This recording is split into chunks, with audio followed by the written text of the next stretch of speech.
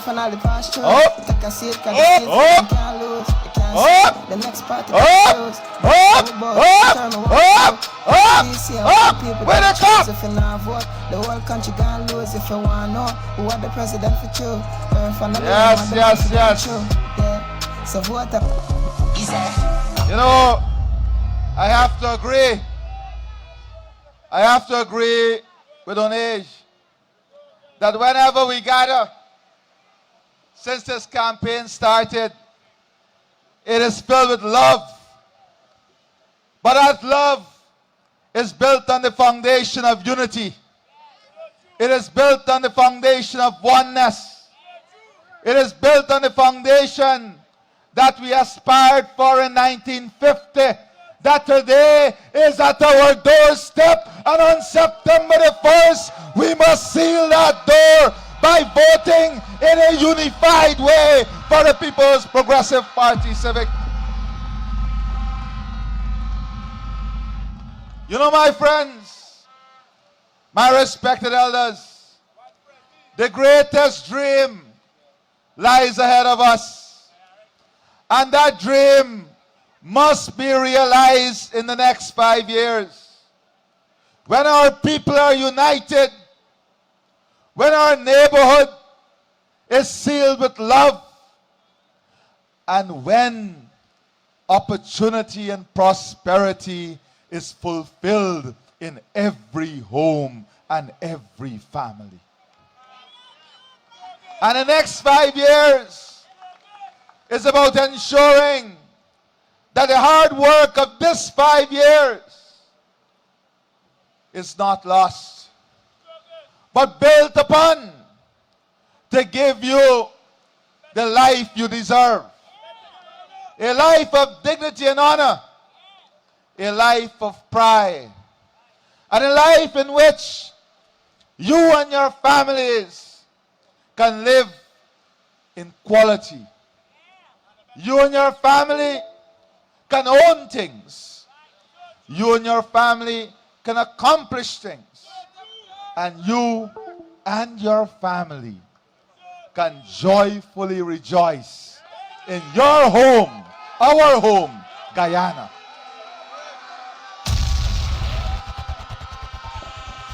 You know, Daniel is sitting here. Siram. Last elections when he came to Alexander Village, although it was hometown, he was ducking coming. Now today, look at the smile on his face, because he is in a place of progress, a place of development, a stage of unity, a stage of patriotism, and a stage of development. You know, I could have listened to the Minister of Tourism, Industry and Commerce for much longer, because this is what teamwork is about. To hear her speak on the policies of different sectors, it was like a great fulfillment, because you can't win anything without a good team. And one of the fortunate things about the last 5 years is that we were able to put together a remarkable team that worked hard every single day for the people of this country. And the question about whether you are paid to come like others have to do, and you made it clear, no. I want you to know that your choice was well placed. And your payment will come. It will come with harder work from your president. It will come with more opportunities for you and your family. It will come for a stronger and safer community. It will come in the form of a safer country, a healthier country, a more prosperous country, a more educated country, a more uplifting country, a more unified country. That is how your payment will come. My friends, when you speak about development. Alexander Village and all of the communities here, you're surrounded by development. You have become the epicenter of the transformation that is taking place. Just look around you. Look at what is encircling your village. Hotels, malls, hospitals, industrial development, manufacturing, services, warehousing, new housing, expanded stadium, and soon to come, a small business development complex where our mechanics, where our spray painters, where our bottom house operation will go in a facility developed by the government.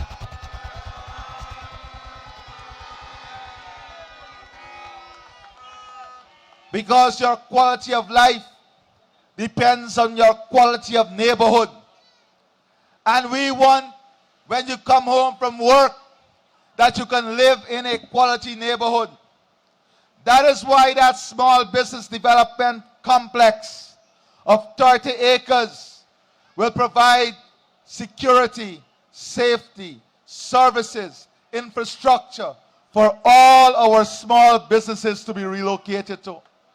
So the small spray painting shop, the bottom house operations, the trucks that are parked in the narrow roads, creating conflict in the community, within the next year, all of that will go to a well-developed site that you will be able to continue your business and live in peace within your community. And who are going to work in the hotels? It is your children. Who are going to work in the hospitals, in the malls, in the industrial sites, in the manufacturing complexes? Who are going to work in the warehousing, in the expanded stadium? And we are not only providing the systems and opportunities for the private sector, we are working to give you all the opportunity to work in those sectors too. Today, in this country, any young person who wants to become a nurse, your government will train you, graduate you, and guarantee you employment and give you a full subsidy whilst we train you. All of this free of cost. Name one government in the world, some pumping oil for the last 100 years and cannot do this. Any single citizen who wants to be a pharmacist, an engineer, a technologist, an agriculturist, an entrepreneur, any citizen who wants to be an accountant, who wants to be a business manager, any citizen who wants to be a dental technician, a patient care personnel, we are giving you that opportunity free of cost.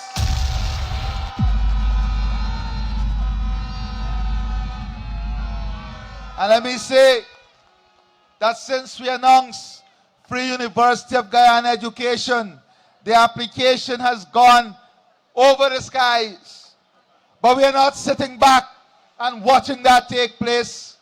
I said to the ministers just a few days ago that I want us to get all those who applied to do medicine and engineering, all those who applied to do pharmacy and dentistry, all those who applied in areas that we have limited space, and we're going to work with the local universities, the private universities, to ensure that they don't have to wait, but that they will be registered in those universities and get the opportunity.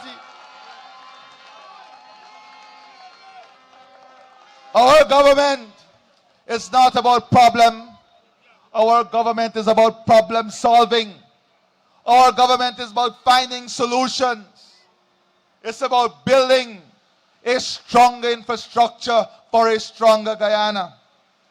And my friends, I want to spend a few moments with you tonight to tell you some of the things that you're voting for on September the 1st. Outside of the program that we have already announced. And I want to say this. Yes, old age pension will increase. Yes, there will be more grants. Yes, there will be more support to school children. Yes, there will be support for transportation. Yes, there will be support for the elderly. Yes, there will be support for families. Yes, there will be support for single parent-led household. Yes, there will be support for small businesses. Yes, there will be support for industrial development and manufacturing. Yes, there will be support for every segment of the Guyanese population. But beyond that is what is important. We live in a complex global environment. We live in a very complex global environment. And the first thing that we have to understand is that our sovereignty and national security is important. When you vote on September the 1st, you're voting for a trusted international partner in this government to take care of our sovereignty and national security. Never before in the history of this country have we formed so many strategic security partnership and alliance to defend our sovereignty and our national security interests. We have alliance with France. We have alliance with every single CARICOM state. We are now a member of the RSS, the regional security system. We have alliance with Colombia. We have alliance with the United States, with Canada, with UK, with the Middle East, with India. We have been able to form the most inclusive, broad-based security partnership for Guyana in the last 5 years. And this is important. It is important that we have a magnitude of partners. It is important that we can rely on these partners to support us in our national defense and security. And when you vote on September the 1st, you are voting for a renewal of those partnerships. You are voting for an expansion of those partnerships. You are voting to ensure that our country remains safe with these partnerships we have worked hard on creating. When you vote on September the 1st, you are voting so the plans that we have to improve our port security, the plans we have for the formulation of an integrated security system to fight drug trafficking and other illicit activity with our partners in the US, our partners in Colombia, our partners in Suriname, and our partners in the RSS. You are voting to ensure that that integrated partnership is formulated to make Guyana safe, to keep our borders safe, and to ensure that our country is leading on the security front. When you vote on September the 1st, you are voting for a modern security system.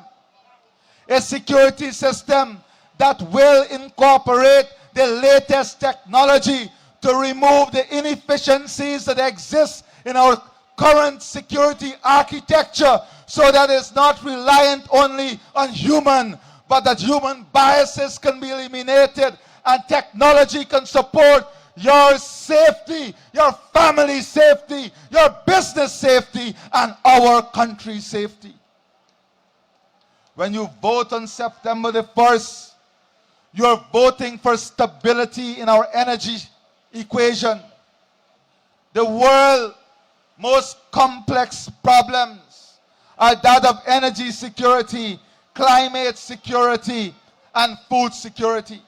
When you vote on 1st of September, you're voting for a clear strategy that will ensure the price of fuel at the pump does not go up as it is going up worldwide, to ensure that cooking gas in your house, the prices come down, to ensure that the prices of electricity is cut by half. You're voting to ensure that there is a government in place that knows how to adjust the taxes and remove the taxes so that imported inflation is not passed on to the consumer. You're voting now, as you see now, we have the lowest prices at the pump in the entire region.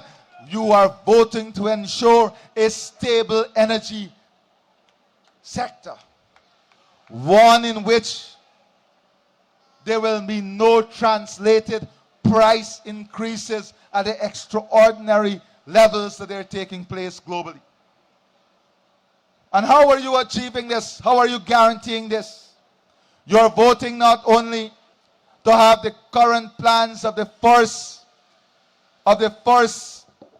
energy, natural gas energy plant coming on stream, but a second plant is already planned, because we are seeing the growing demand and what lies ahead of us when that price comes down and everyone get on the grid, and then everyone want to come here to do manufacturing, agro-processing, the building out of data center, the demand that will come with a new Silica City that will be connected to your village, you being connected to the new highway. We are voting for these things on the 1st of September. When you vote on the 1st of September, you're voting to ensure the stability of your transport costs. A government that knows how to intervene by policy measures to maintain the cost of transport, because transportation takes a good chunk of your monthly budget. But not only that, you're voting to ensure that there will be specific measures to support our children, to support the pensioners, to reduce their cost of transportation by direct support. You're voting for better roads, for greater efficiency in the transport system. You're voting to ensure that the ownership of your personal transportation is made easier by reduced taxes. You're voting to ensure that policies are put in place that will allow a safer roadway, because a safe transport system saves lives. When you vote on the 1st of September, you're voting for a government that understands how to develop monetary policies, fiscal policies that are important in dealing with imported inflation, that are important in dealing with inflation that is outside of the control of the government. We can speak as long as we want, but if there is war in Ukraine, and if there is war in the Middle East, which is a transport route to move fertilizer and to move grains, the prices are going to go up. And if the price goes up, then everything that is dependent on fertilizer and grain will grow up. What we have to do then is to control those prices by investing. And that is why we are doing our own fertilizer plant. That is why we are planting thousands of acres of corn and soya, so we can produce our own feed, our own grains right here in Guyana. That is why we're experimenting with the production of wheat, so that we can avoid those imported inflation costs and control the cost structure. It doesn't come fancifully or crying about the problem. It comes from real policies, real initiative. It comes from understanding the broader issues and developing policies that are directed to addressing these problems that are external in nature but have great internal implications. That is why our country is gaining more and more global recognition. That is why today, one of the best in food management and processing, Bloomberg Grain, they are working with us on making Guyana a regional food hub, on incorporating our food production system with that of northern Brazil, so we can be the value creator here in Guyana, and we can take wider markets, larger markets from investment that will be done here in Guyana. That is what we're talking about, my friends. We're talking about investing in an agriculture system that would make us the livestock capital of the world. But not only making us that, by co-investing so that our young people will own the largest prawns production farm, the largest shrimp production farm. Our young people will own the production of the food that we are going to send throughout the region. And these are not dreams. These are things that we are already implementing. Look at Anvawak. Go and see what we are doing there. By the end of this year, that facility will turn over $1 billion of production. In 3 years, we are going to develop that facility to turn over more than $5 billion of production. And we are going to turn over the ownership of that facility to the people of this country by giving them the opportunity to go invest.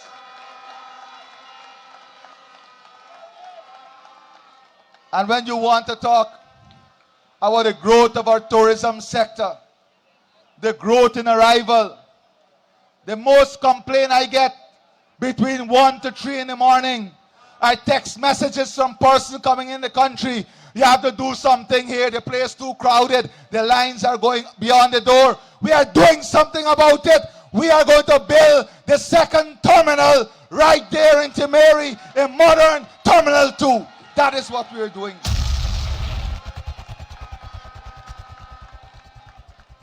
This is the future. This is the country you're voting for on September the 1st. You are voting for progress, prosperity, development. You're voting for honor and dignity. My friends, when you vote on September the 1st, you're voting for a government that knows how to operate in this new international order. Only today, you saw the press release that is of a geopolitical importance, where countries are now affected because of arrangements they have with other countries. This is a new geopolitical environment in which we are operating. You're voting for a government that can hold its own, a government that can present itself and represent itself in these complex matters and complex issues. Trade negotiations. Today, we are one of few countries when the trade tariffs were announced.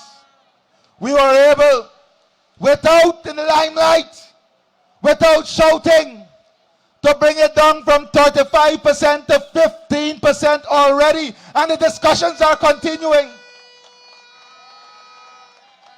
Look at what is going on with much bigger and complex countries, and look at where their negotiations are, and look at what we have been able to accomplish.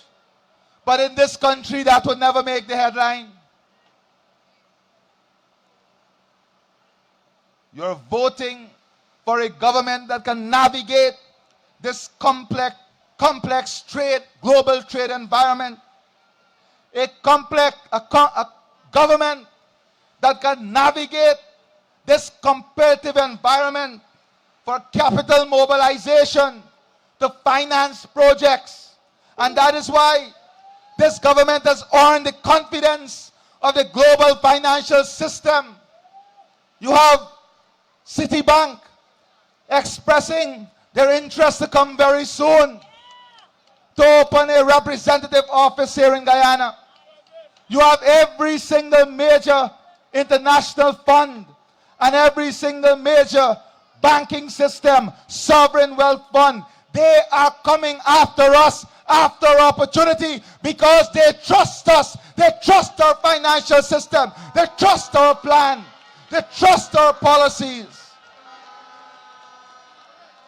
And you're voting for a government that can work in such an international environment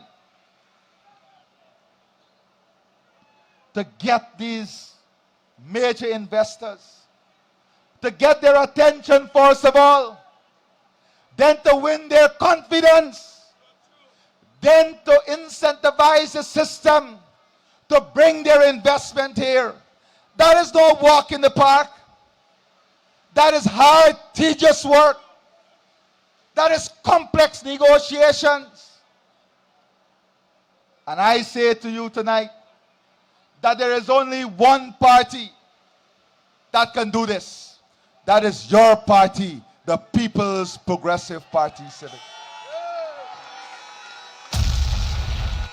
So my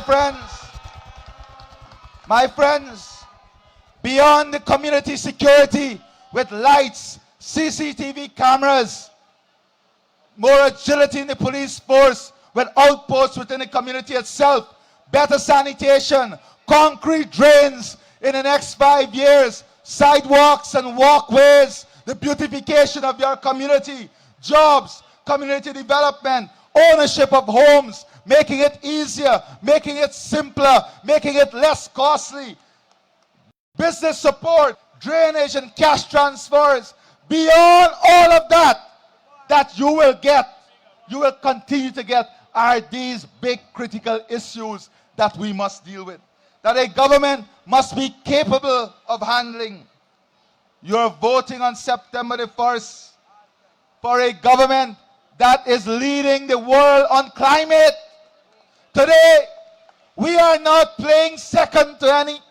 Today, we are the authority on tropical forests. Today, we are leading the world on climate security.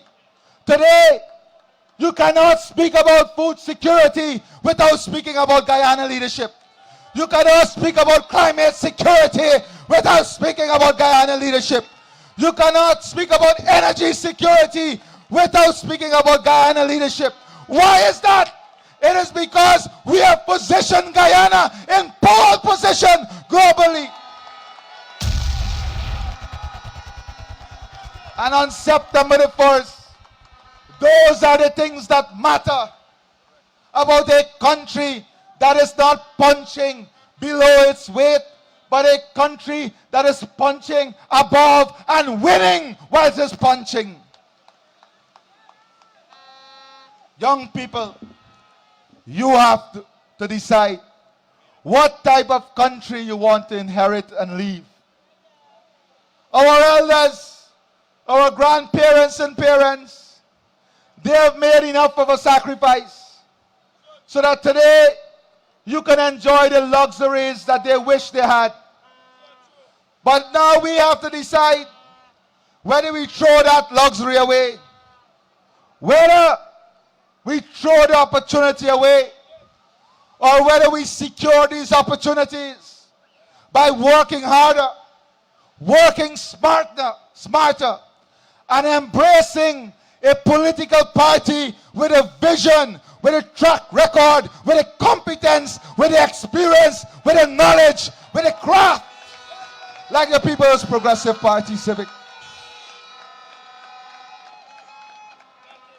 You're voting on the 1st of September because your country's leadership now in this region is second to none.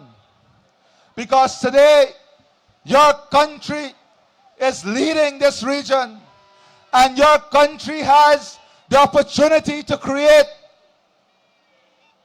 a future in food security, energy security that is second to none. But more importantly, you're voting for a country that is investing in its healthcare system, not to make it the best system for Guyana, but the best system for this region, so that people from this region will come here and seek medical attention, because we are building a healthcare system to be a contributor to economic wealth and job creation. You know, with free education, a lot of our young people will become doctors. I am not going to call any country name, but do your research And you can see what poor planning led to. We are building a healthcare system in which the jobs of those who are qualifying themselves will and must be secure. It is useless for us to have 6,000 doctors coming down the road, and we are not building a healthcare infrastructure to manage and harness that talent.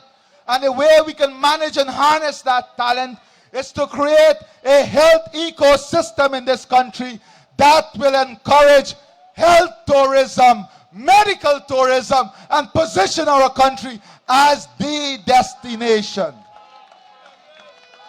Whether you want to do cardiac surgery, whether you want stroke rehabilitation, a nose job, a face job, a hand job, a head job, whatever you want, plastic surgery, cosmetic surgery, we are building the infrastructure so Guyana will be the destination for those services, because that is where the world is going. That is the future. We are talking about a country in which our education system will not only be the pride of Guyana, but our education system will be the pride of this region. Already we are building the Guyana Digital School that will make education available 24/7. Your children will be able to learn from home, and it will be an equalizing force. Because the best math teachers and English teachers, the best will be on that system, and all our children will be able to sign into that system by the click of a finger. By the click of a finger. The future we are talking about is one like when you go out to Citizen Bank ATM card, the ATM machine out here. When you go out there, how easy it is to withdraw your money. Well, that is what we are building. We are building systems like those. So when you're ready to renew your driver's license, you go out there, you renew it right at the kiosk. You don't have to go join a line, line up, park, look for parking. You want to pay your electricity bill, you don't have to go and line up a GPL and then hope that somebody will wake up on the bad mood, in a bad mood, and vex because you pay your own bill. We are building the kiosks so you can leave your home, walk to the street head, make your payment. We are building a financial system, a payment system that you will lie down in your bed when you come home from work and you can transfer money from your husband's account to your account.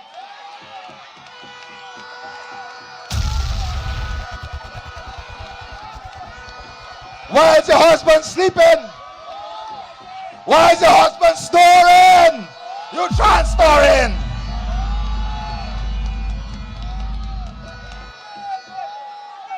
We are building a system where your small business owner can sell in their shop, lock up their shop when they go in their bed, and they're ordering from the next day by the power of a card with technology backing them. That is the future we are building. That is the future you're voting for on the 1st of September. A future that is technologically driven, technologically supported. A future in which our women, and we have to ensure that we build stronger and stronger system for the protection of our women. That is why the future we are talking about is where women who are subjected to domestic and other form of violence, that they will have a panic button that is integrated in a national security system. And once they have one report in the system, they're given this device and they press the button, and that is registered in a security platform so they can get help.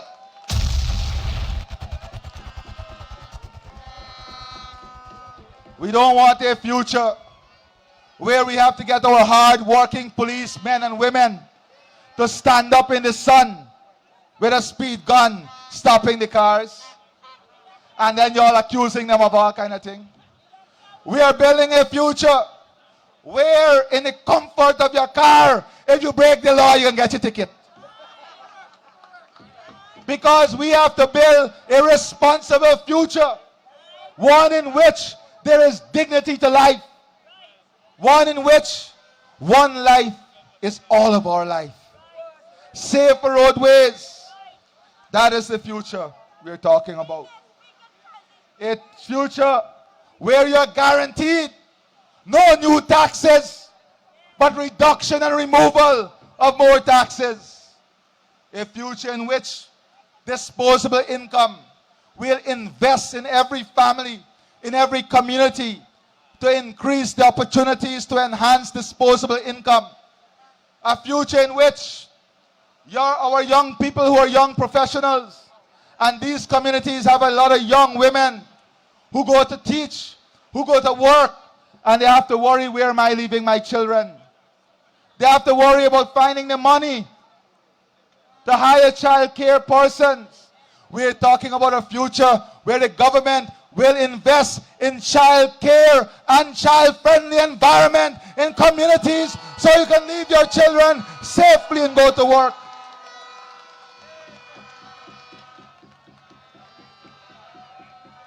So my friends,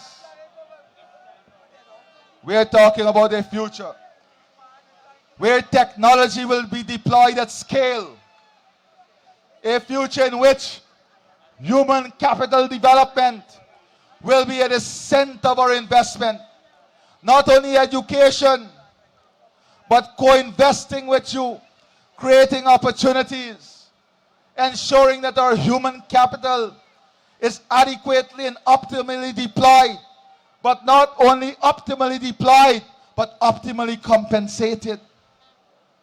You're talking about a future within the next 5 years where all the nurses who left, they are going to come back, because what we are going to give our nurses here will make no sense for them to be anywhere else.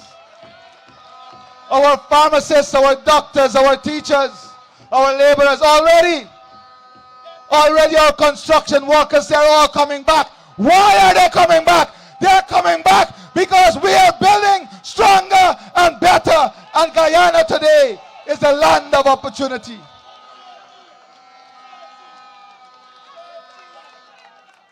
So my friends, the future is bright. The future is beautiful. And I want you to know that that future is secure with every single vote for the People's Progressive Party, CIVIC.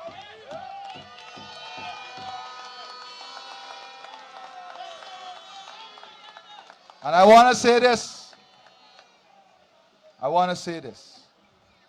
Our religious community, our churches, our mosques, and our temples, and other religious organizations must play a part in this future. Because if we build a future in which we forget who we are, in which we lose the values that make us Guyanese, in which we lose our humility, and in which we succumb to greed and arrogance, we will be destroyed. That future must be underpinned on principles and values that make us stronger, more unified. That future must be built on the foundation of love and respect. That future must be built on the foundation of honor. And we will transfer resources directly to the religious community in helping to build that future.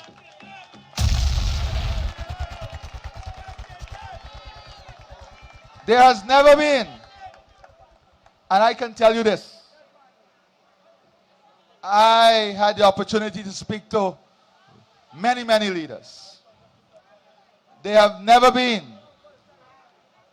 a time in history when one country presents so much opportunity.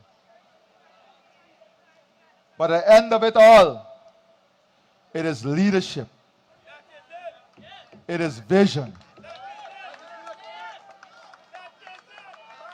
And it is hard work that will take us there.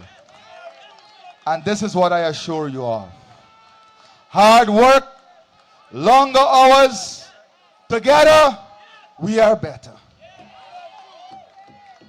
So let's move forward together for a better Guyana by voting on September the 1st for the People's Progressive Party Civic, putting your X in the box next to the cup at the top and your X in the box next to the cup at the bottom, winning the government, winning the region. God bless you. God bless you. God keep you. And God make his face to shine upon us all as a people and as a country. I thank you very much. I love all of you. All of you, baby.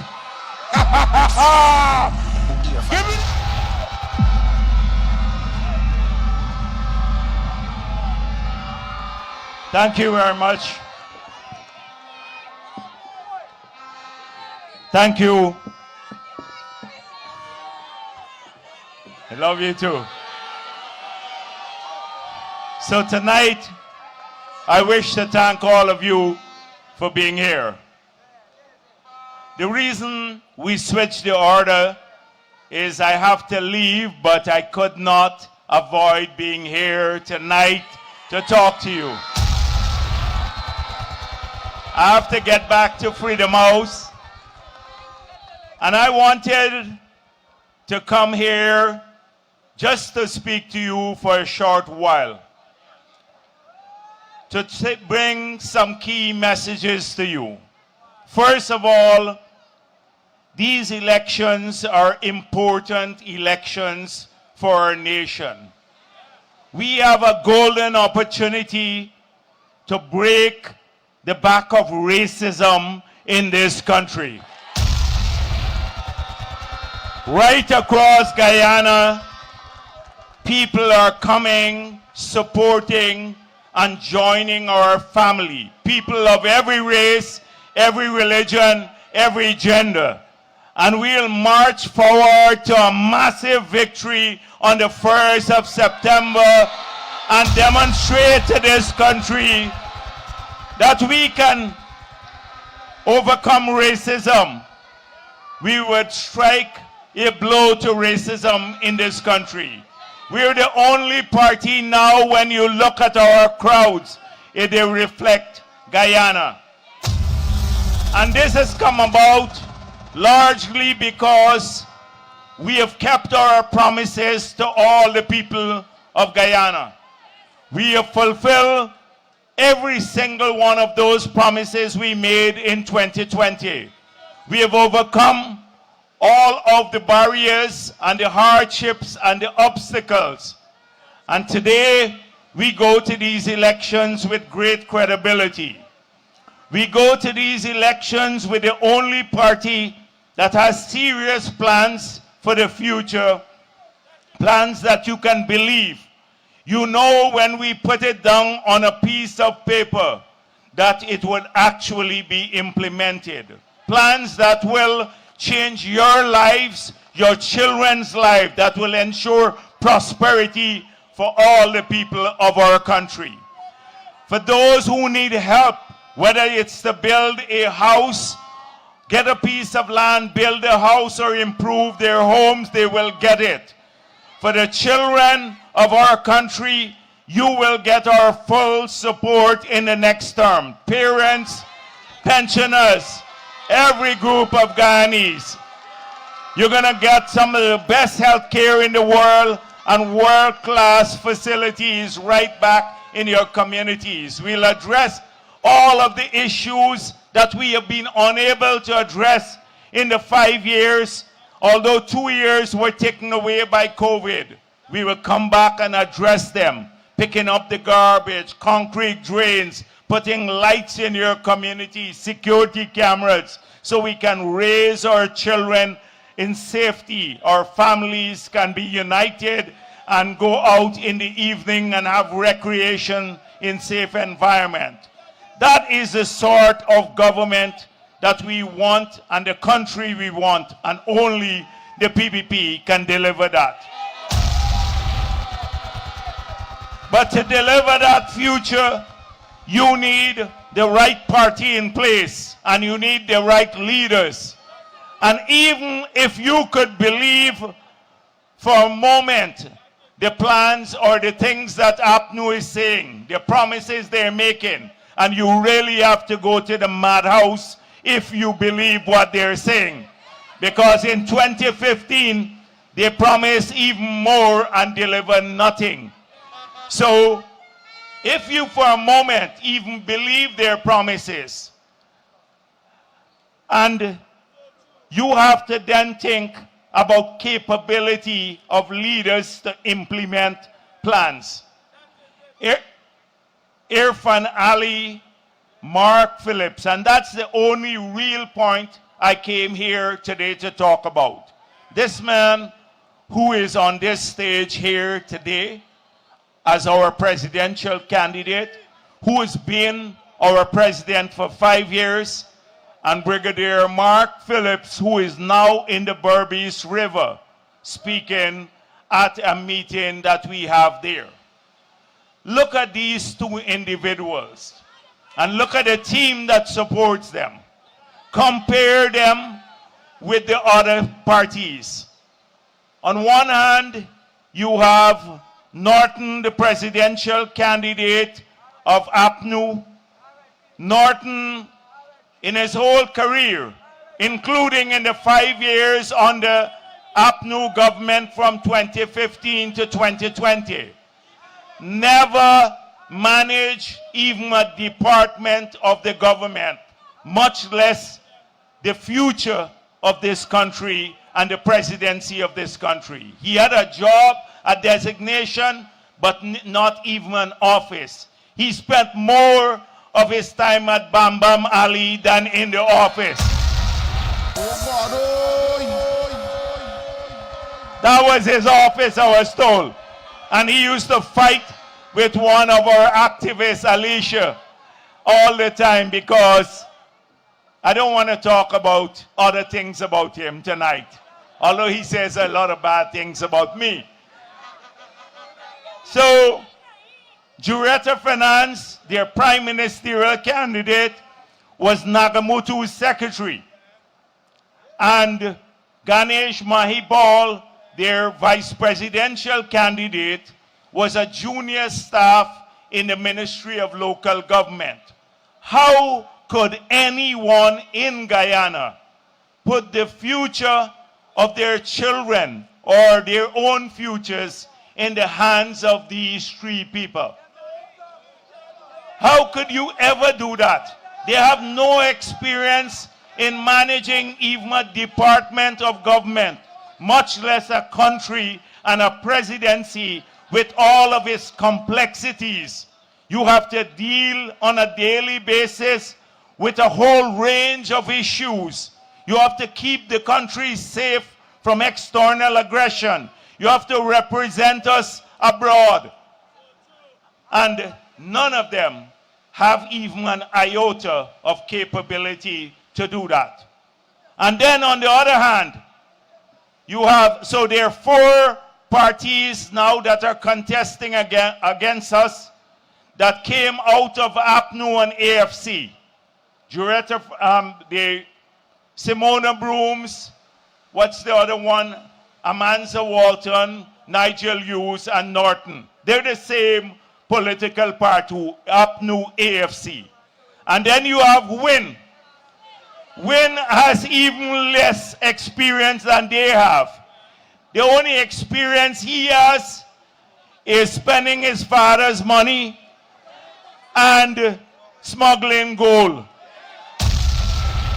depriving the people of this country of large amount of taxes and many other things that you will see will emerge, has been emerging and will emerge in the future.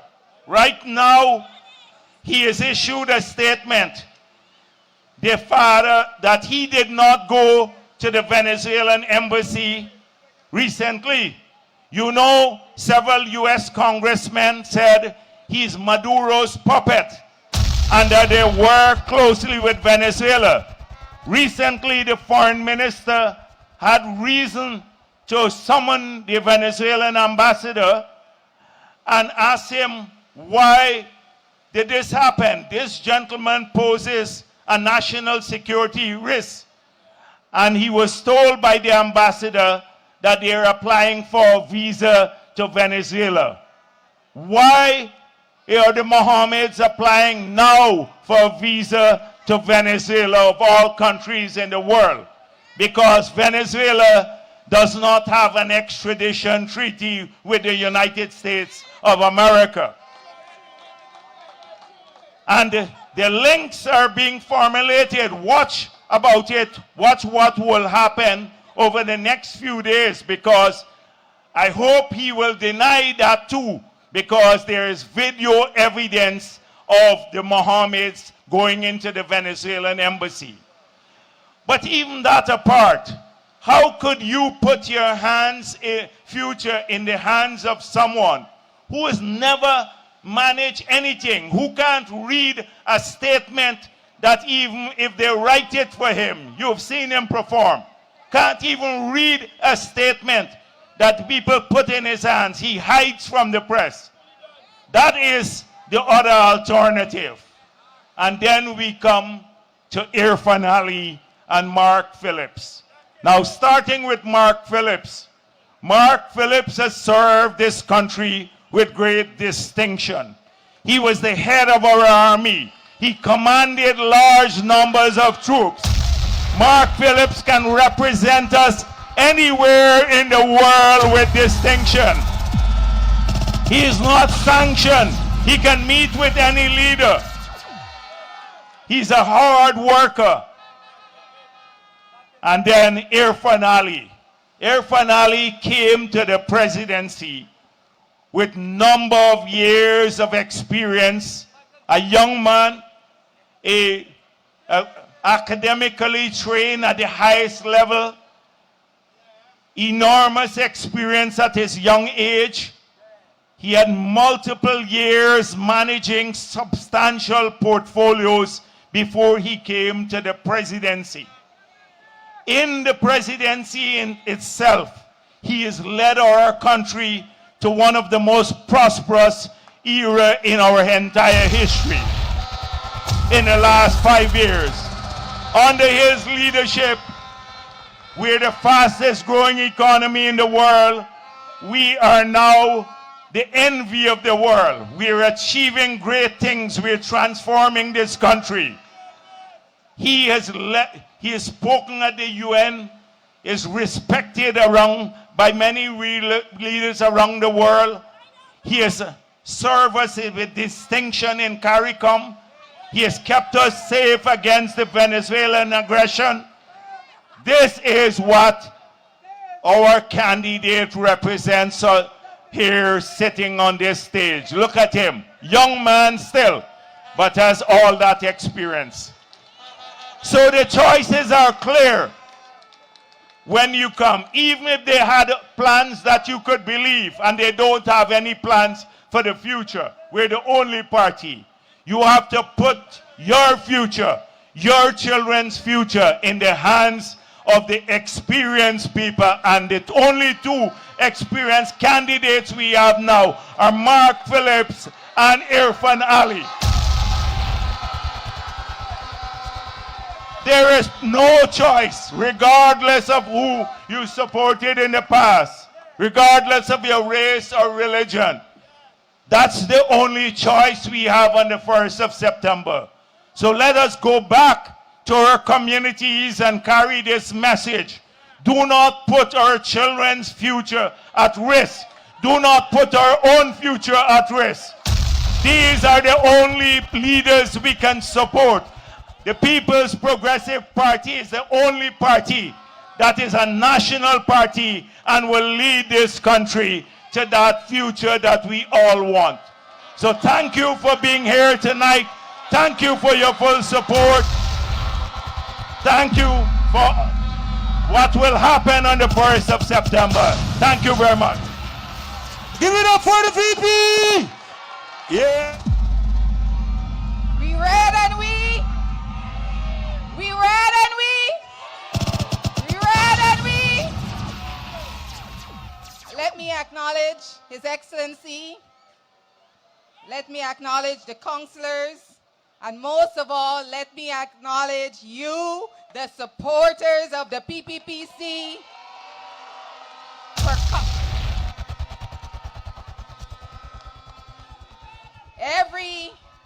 Every meeting, every public meeting, every rally, every time we meet up together, one thing, as I was reflecting, characterizes our meetings and our gatherings, and that is that of pure joy. Pure joy. And that is what is difficult to replicate in all the other meetings that you're seeing. It's the joy, the red wave, the red joy. And I was thinking, there must be a reason why, and there's several reasons. But what has really happened is we were working, so much was happening these past 5 years, that these meetings have presented us an opportunity to really sit back and talk about our accomplishments as a nation. We sit back and we are talking about it and we're like, wait, 4,500 kilometers of road just by public works alone? So they said don't talk about the roads, bridges, and the hospitals. We got to talk about them because what we are seeing is 10 years of development with the roads, with the bridges, with the hospitals, with the schools, with the hotels. We are seeing 10 years of development in just, I would say, 3 years, because 2 of that was COVID. And so this is a lot to celebrate. And so when we meet together, and we, especially after crawling out and limping out, coming out of the 2015, 2020 period, and what you find is we are reignited with hope. A bright bridge, that towering bridge over there is a beacon of hope. We come out of 2015 and we look on it and it is a symbol of the hope that we have not misplaced our hope in the PPPC government by giving them a chance in 2020, giving us a chance. And every single new road, every single new bridge, every state-of-the-art hospital, every road, every bridge, every school is a beacon and a symbol of hope. And you know what it is? That is what ignites our joy, because we know that the best of it is yet to come. The best of it is yet to come. Who gets tired of living in hope? Who gets tired of living in hope? None of us. So this joy is coming from the hope that has sprung up out of a period of hopelessness. And, you know, comrades, doing all of this, Dr. Mohamed Irfaan Ali, our president, made it look easy. In fact, I think, sir, sorry to say this, but it's your fault for all these fly-by-night parties coming up, because you make it look too easy. You make it look too easy. And I could tell you, I sat in his cabinet, so I had a unique perspective of how hard this president works for all of us. The 5 o'clock in the morning cabinet, because he justified, because we said, okay, if we do from 5 to 7, the rest of the day we get to work. Nobody talking about sleep yet. But the thing is, he leads from the front. And this is the leadership that I really want to talk about. A leadership that displays competence and capability, and a leadership that displays heart and love for the people. The president, like I said, makes it look very easy, but running a country is complex. You look around and see the geopolitical movements all across, from the Middle East to the North, South, all around. Geopolitical complexities. And our president sits down in the United Nations. Just 2 days ago, he was speaking with the secretaries of Commerce and Interior of the United States, speaking about his priorities for this country, for all of us, in agriculture, in security, and trade, among other things. And navigating those things, you can't not know what you want when the people them come and ask you about issues. I will just identify one because I want you to hear from our president, from your president. So I wouldn't stay long here. I want you to hear his heart and vision for your future. But let me just say that when you vote and when we rely on him, he is a leader that displays competence and capability. You've heard the Vice President speak about his experience. So he's not fly by night. And we could talk all night about his experience, the kind of training and experience that he has had from the time he was in his teens. But when you talk about competence and talking about having discussions with the United States, who is one of our strongest allies, and the United Kingdom, and they ask and they say, because that's what they do, right? Remember, I have this perspective. They say, sir, because they really, you got to know, you got to have your head on. You got to know what you want for your people. And if you're not able to articulate what you want and what your priorities are, then both Ghana falls. You know what I mean? So, but my president, your president, is able to command that room, command those meetings. And so, for example, yes, he deserves a clap for that.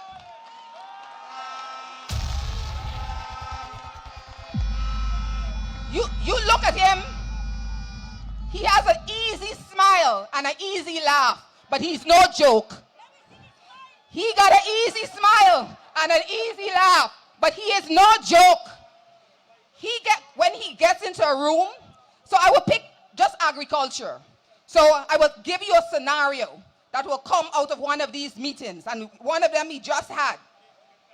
They say, Mr. President, what are your priorities for Guyana in the next 5 years for agriculture? What do you want to see done? Remember, these are your international partners, and they're testing you to see if you really got your head on.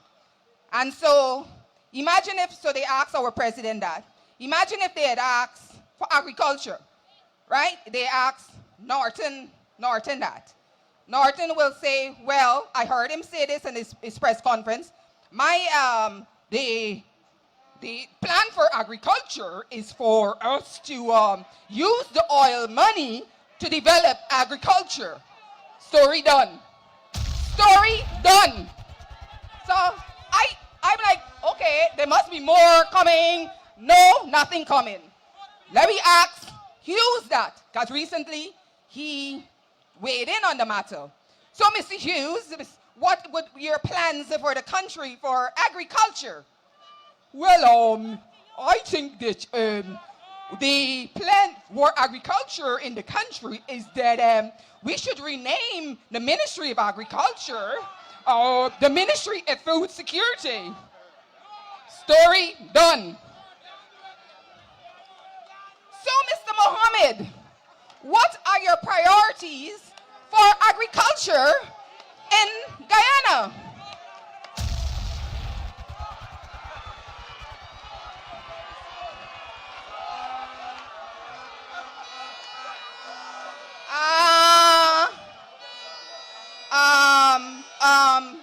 Very shortly, soon? Come on. Now you ask Dr. Mohammed Irfan Ali, sir, what has been happening again with agriculture? Well, let's say, when we got into government in 2020, the agriculture sector was on a decline. Shrimp was on a decline. Rice was on the decline. Crops was on the decline. Rice farmers had to pay thousands of dollars in fees and taxes. Everything was on a decline. No fisheries, no meat production, out, obliterated. The entire sector was on a decline. And so my vision, I'm speaking as Dr. Mohammed Irfan Ali, is that we are going to start high-value crops through the Youth and Entrepreneurship Innovative Program, where we're going to be bringing broccoli and curry soya, and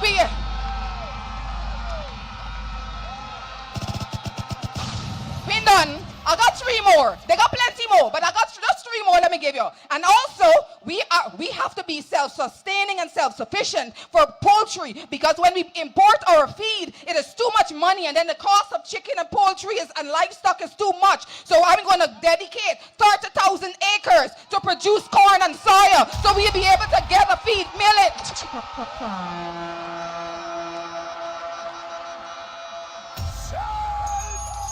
I ain't done yet. I'm not finished yet. We're gonna bring in, so shrimp production has reduced.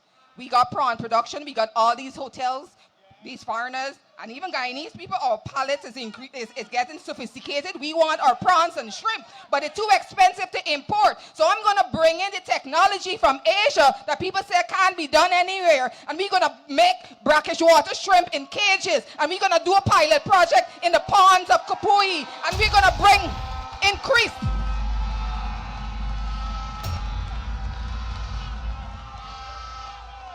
I ain't want to talk no more. They got plenty more examples, but y'all get the idea.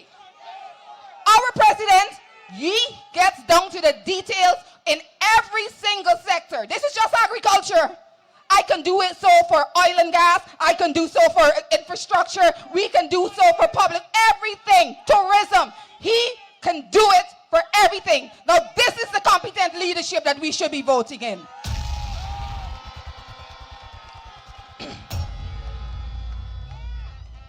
And let me close with speaking about the heart of the man that I have been privileged to work closely with.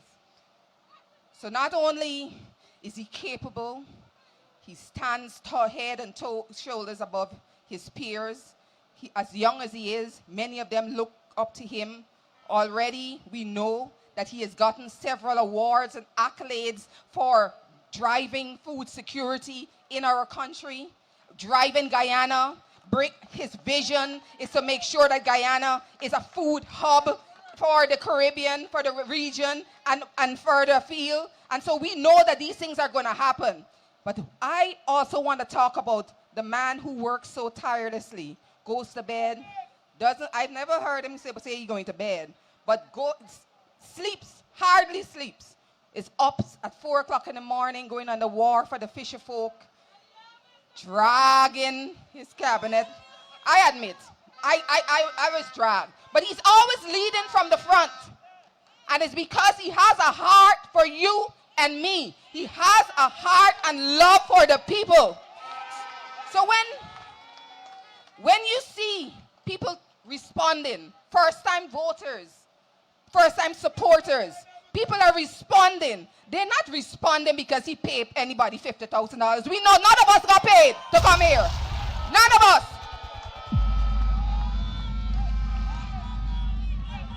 From the day this president stepped into office, he said, I am going to unite this country.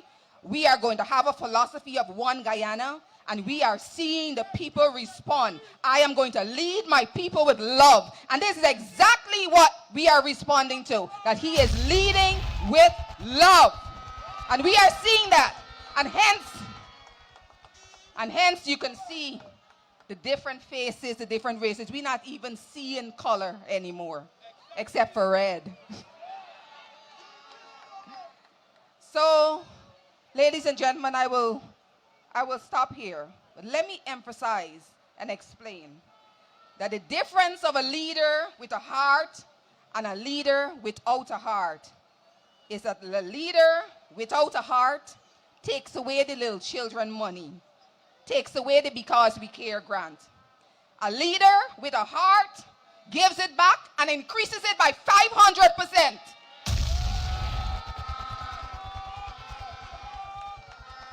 A leader without a heart increases taxes on the poor and even puts taxes on the donkey cart man. A leader with a heart removes that burden of taxes from the poor and replaces it with subsidies on electricity, fuel, gas, subsidies for the pensioners, water and electricity. Just replaces it with love, with more and more things. And you will find in the 2012 in 2025 and beyond, that more and more of these programs will be dispensed to put more wealth in your pocket. But just know that you have a leader who wakes up every morning, works tirelessly, 4 o'clock, 5 o'clock in the morning. Like I said, he's calling cabinet at 5 o'clock in the morning, say, let's work, let's go to work. And he's always doing it from in front. He's never sitting down in his armchair and sending direction. He is always leading from the front and has kept up this pace for 5 years. How does he do it? It's the love. The love for our people, the love for unity, the love to see that all our people prosper and experience that good life. So I give you a joke. The other day a woman walks up to me. She said, Minister, oh, you're Minister of Tourism. You know, I met you 5 years ago, and but you look so different. So I'm like, okay, I hope she's saying I look younger or whatever. So I said, why you say I look different? What you mean? She said, yeah, she looked kind of embarrassed and like shame for saying. She said, you look smaller, She goes like, I lose weight. I said, lady, I had to be sprinting for 5 years to keep up with our president. Of course I can lose weight. And that is the experience, my comrades. That keeping up with his president, but it's easy because he leads from the front and he leads with love. So there really is no other way to vote come September 1st. And there is no other way but to vote Dr. Mohammed Irfaan Ali, Dr. Barrett Jagdeo, and Brigadier Mark Phillips back for another 5 years. Let us progress and the transformation continue. Thank you, Alexander Village. Give it up for Minister. Alexander Village, you ready? Are we ready? We want more. We ready? That is it. I would firstly like to say good evening to our President, Dr. Mohammed Irfaan Ali, and all of our honor speakers. Welcome to Alexander Village. Good night to you, my fellow comrades. My name is Keisha Nurse, and I'm a young mother of two, born and raised right in this community, Alexander Village. Before I move forward, I would like to endorse President Dr. Mohammed Irfaan Ali for a second term. Tonight, I want to keep my speech short and sweet. Under the PPPC government, we are building a movement that is rooted in truth, fluid by justice, and driven by the will of the people. We are not here to play with people's livelihood. We are here to serve the people because leadership is not about ego and power. It is about responsibility and service to you, all of you.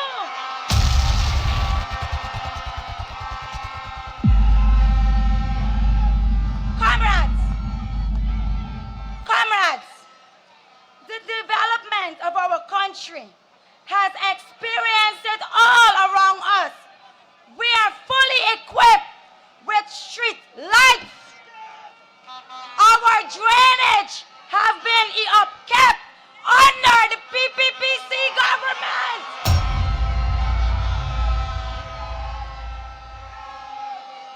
Take a look at our roads.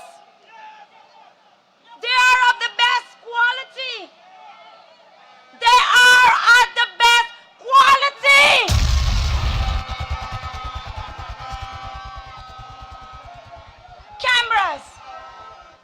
Cameras were installed in our community to enhance our security, and all of these developments occur under the PPPC government.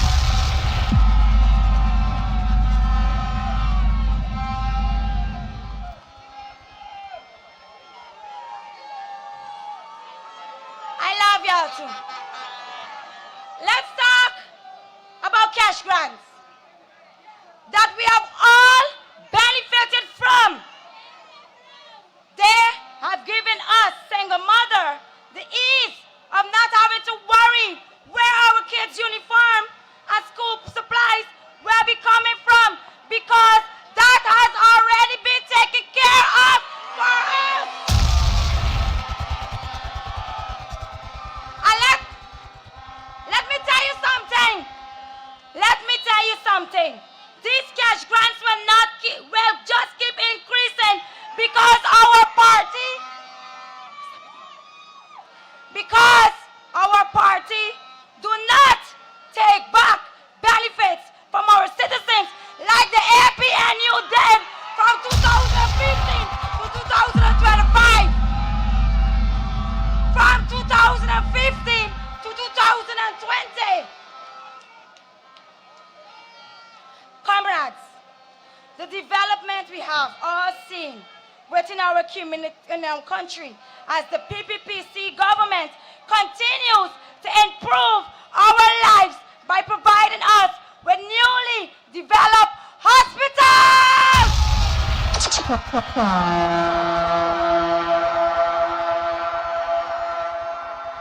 Just recently, right here in Region 4, 2 new hospitals, regional hospitals, have been commissioned under our PPPC government.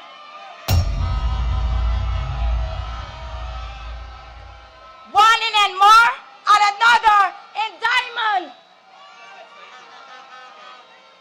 Comrades, just imagine you having 3 or more children, and none of them has written CXC as yet. And you're stressing how to get money to pay. But let me tell you, you don't need to stress anymore, because under the PPPC government, up to 8 CXC subjects are absolutely free.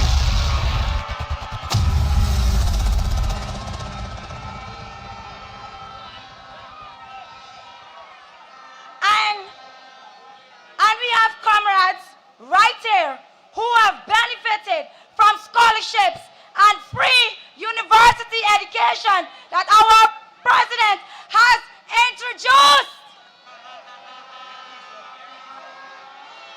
Comrades, don't bother with the APNU and the Passwin party and the other parties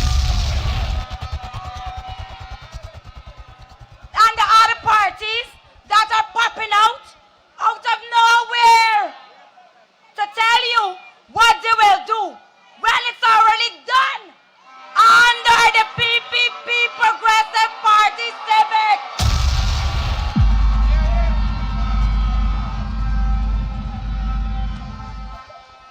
Don't let them confuse you, comrades.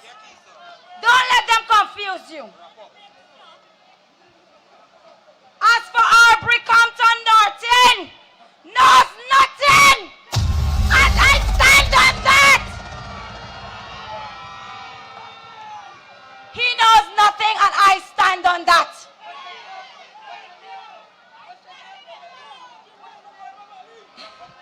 And the spoil rat only knows to steal our taxpayers' money. This is why it matters who we elect. It matters who we hold leader accountable, and it matters that we, the people, remain engaged, informed, and active. Let us not be divided by fear, but by lies or by empathy. Let us choose honesty over corruption, service over selfishness, and unity over division.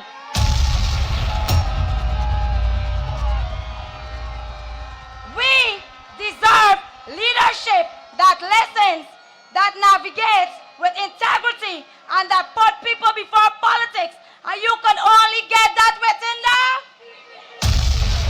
Thank you, thank you. Remember, Give it up for People!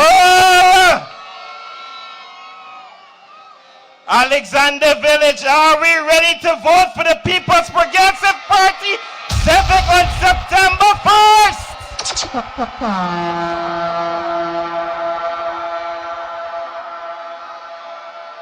got one more question. Alexander Village, are we ready to return Dr. Mohammed Irfan Ali as president for 5 more years?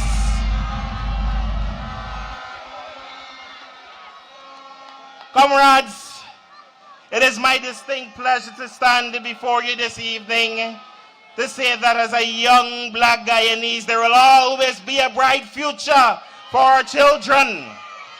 There will always be a bright future for our youth.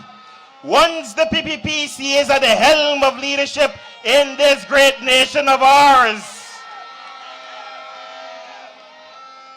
The band of misfits in blue and the cabal of geriatrics mass-producing blank checks will try to deceive you.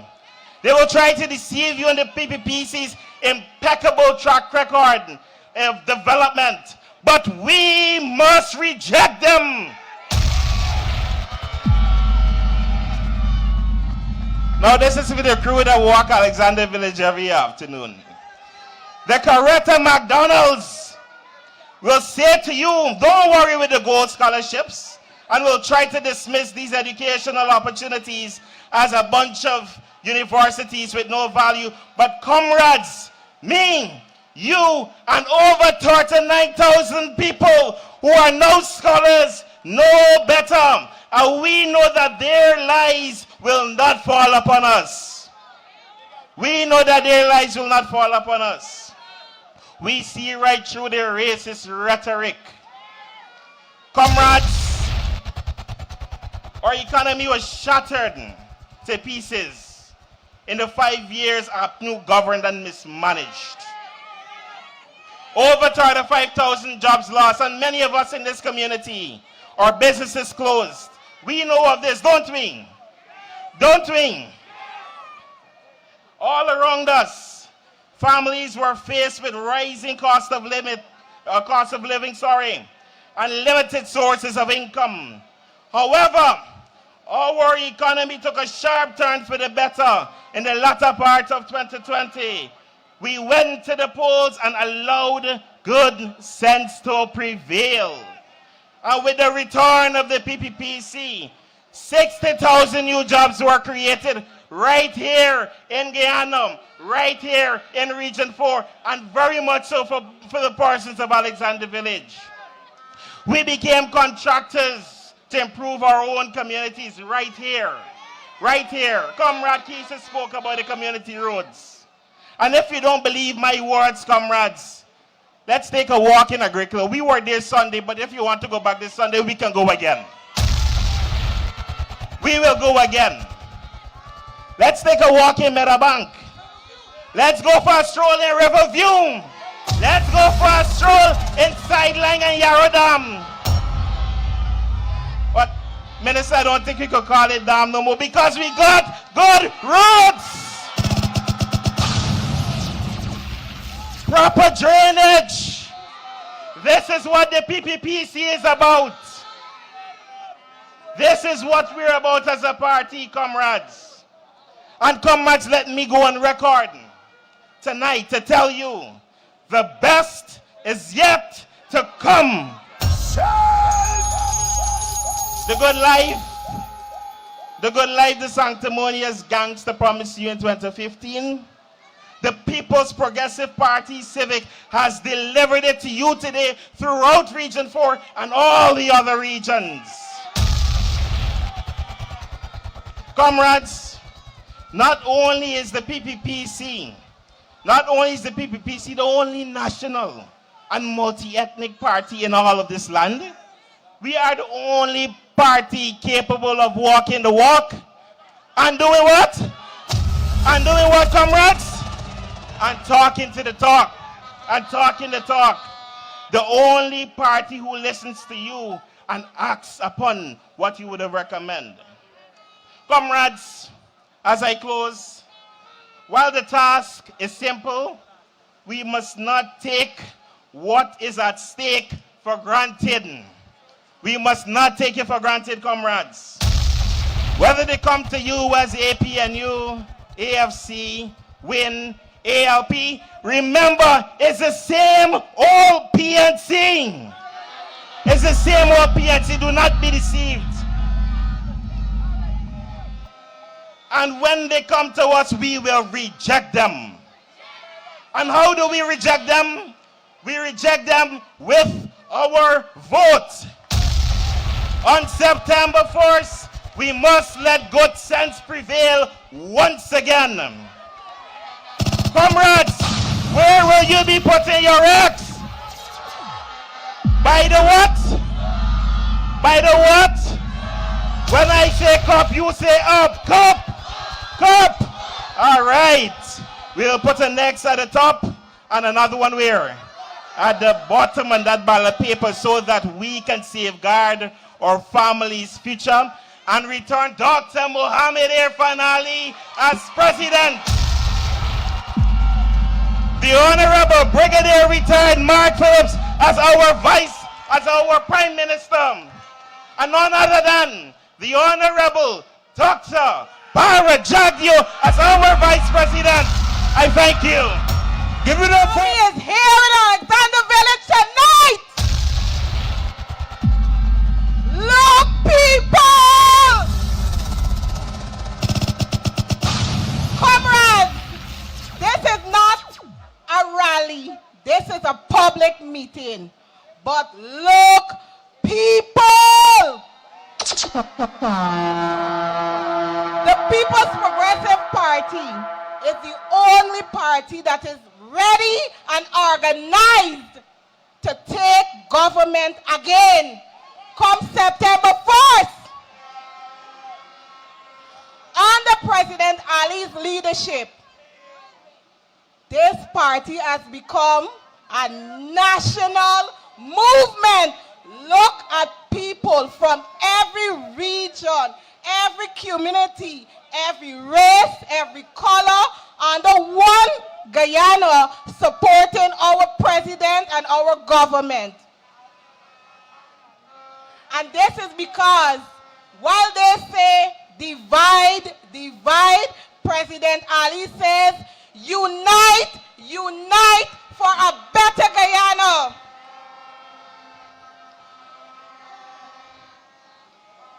When we wear this red jersey, be proud because it represents progress. It represents prosperity. It represents peace. And it represents a caring party. When they ask us why we're voting for the People's Progressive Party and why we are supporting the People's Progressive Party, tell them because we are seeing betterment under President Ali. Betterment under President Ali. The good life that was promised in 2015, it is here. It is now under the People's Progressive Government. When they ask us why we're voting for the People's Progressive Party, tell them we are voting because we want more roads, we want more jobs, we want more opportunities, we want more health centers, we want more jobs, and we want to support our president because one good term, you know what? No. Because one excellent term deserves another. Tell them Alexander Village is alive. Fly the drone, no! Fly the drone, no! Look, people!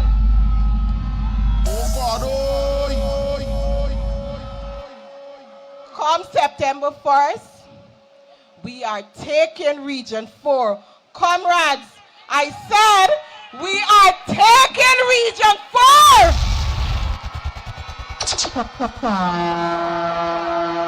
And I say that with confidence because every region, every community, every village, there's a massive crowd going behind this movement, representing and supporting the People's Progressive Party. And that is all because of President Ali.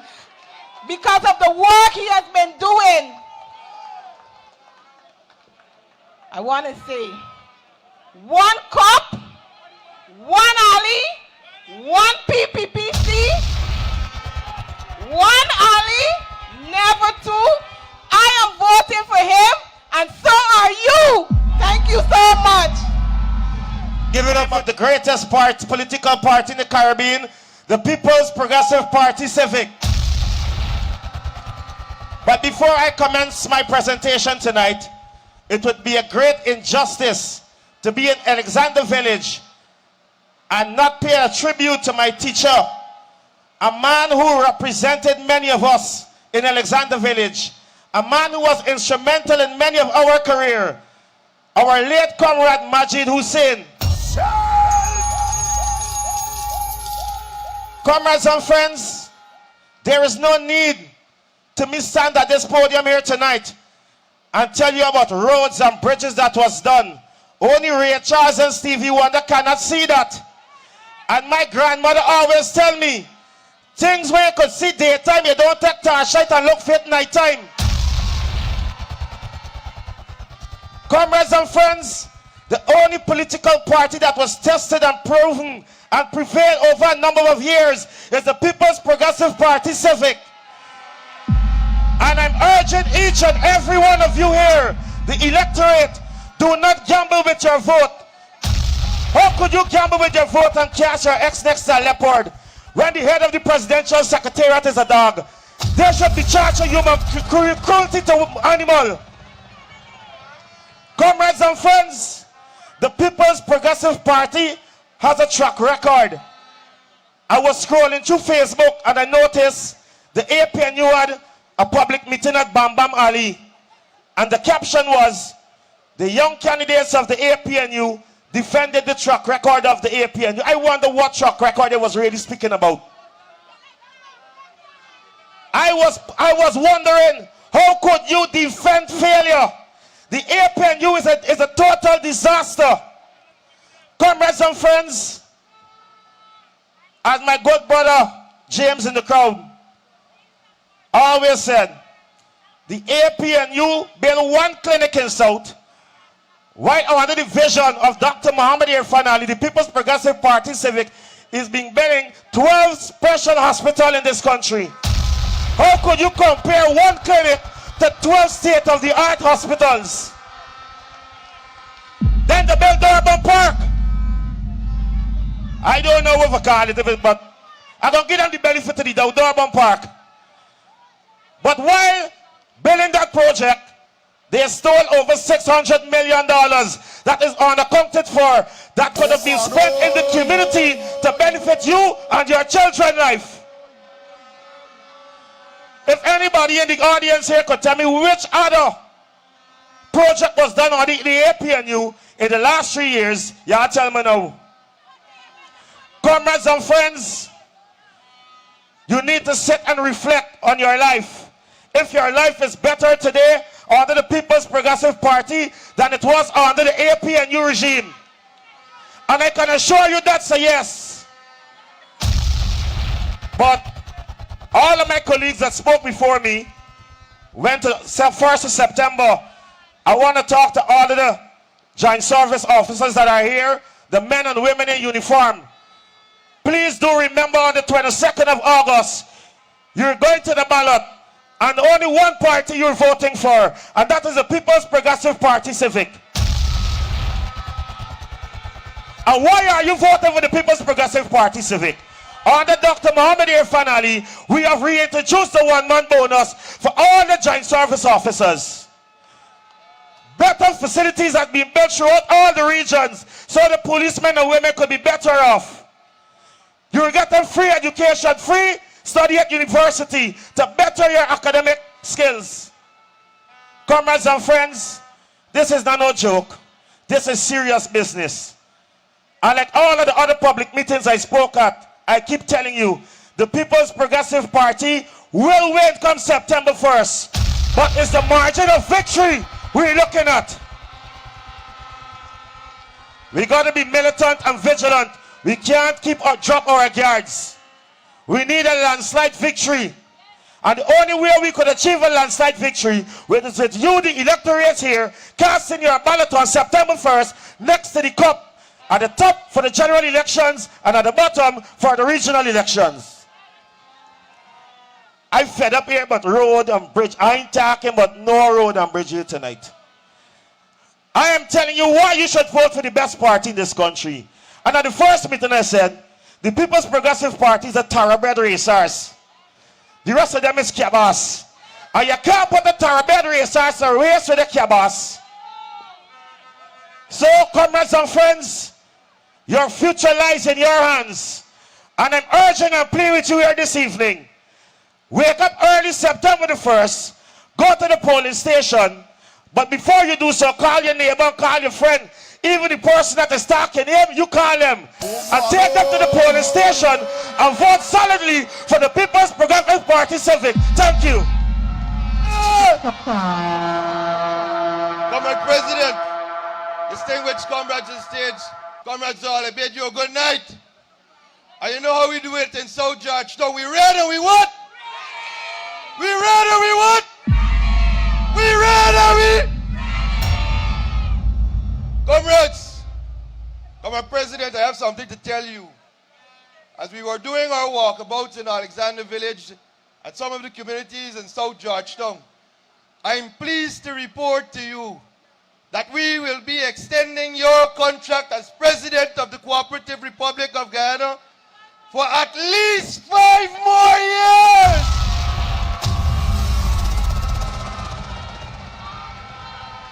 One good term deserves a what? One good term deserves a... Comrade President, we are here and we are campaigning on track record. We are campaigning on what you have done and what the People's Progressive Party Civic has done. And that is a blessing to the entire Cooperative Republic of Guyana. Comrades all, this afternoon, could you believe this?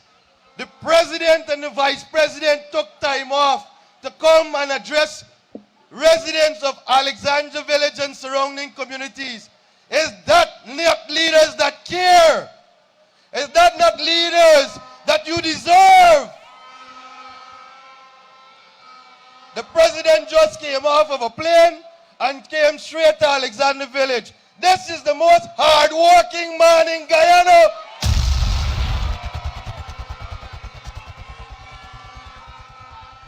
Comrades all, when you speak of tangible development, there's only one political party that you could think of, and that's the People's Progressive Party Civic. I don't want to echo what was said by the speakers before, but could you believe, just for education, I sat with our president and we commissioned 3 schools in Georgetown alone. The St. George's Secondary School, the Christ Church Secondary School, and a brand spanking new Breakdown Secondary School. Is that tangible development?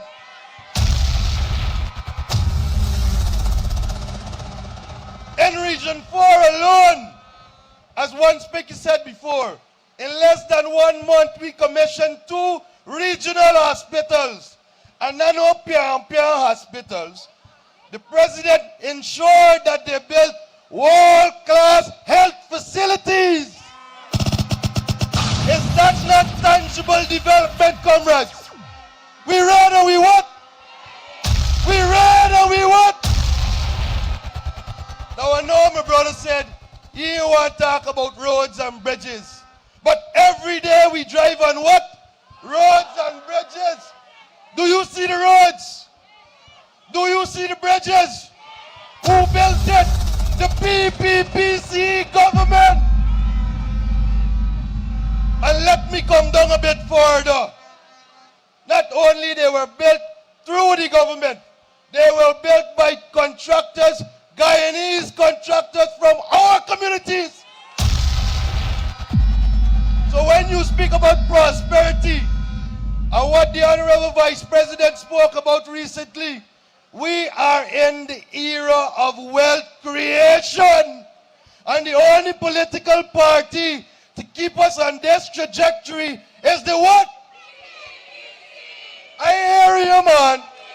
The Vice President needs to hear you in Freedom House. Comrades all, this is what we speak of. Every day you walk around and people are looking to find excuses with the government that they can't. But every time a Guyanese push the hand in the pocket, what are they finding? Money! What President Irfan Ali and the PPPC government has done is remarkable. Coming out of COVID-19, 2 years practically lost in government, they were able to mobilize the resources. They were able to equitably distribute wealth. They were able to strategically use petroleum proceeds to ensure that you have a cash grant in every sector. That you have money in your what? Money in your what? And guess where the cash grants them going? Only where? Only where?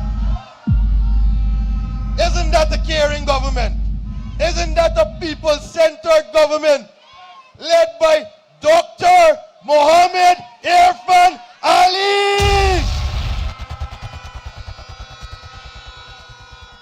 Comrades, I stand here before as a former member of the Guyana Defense Force.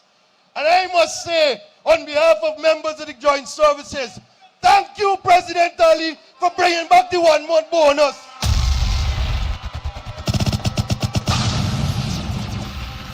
Not only did he bring back the bonus, but all of the joint services are being modernized, are being professionalized, and we can look forward to our members of the joint service going to those polls on the 22nd of August and voting solidly for the PPPC.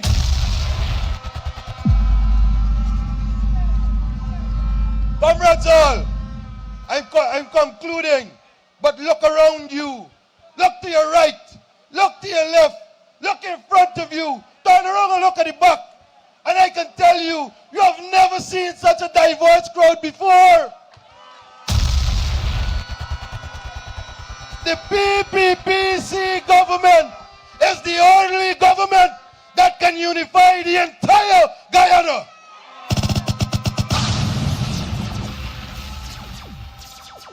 So comrades, remember, come September the 1st, when we're renewing the bus contract, when you look at that ballot paper, where you put in the X, I want you to put a sexy X next to the cup. Are you putting it where? At the wet top? Are you putting it at the bottom? Comrades all, do you love your children? If you love your children, you will vote for the People's Progressive Party Civic. Comrades all, do you love Guyana? If you love Guyana, you will vote for the People's Progressive Party Civic. Comrades all, let's get up on September the 1st and do the right thing and give the People's Progressive Party Civic a second term in office, and hence why my endorsement to His Excellency President Dr. Mohammed Irfan Ali, the Honorable Brigadier Mark Phillips, and the Honorable Dr. Barrett Jagdeo. I thank you all. God bless you all, comrades.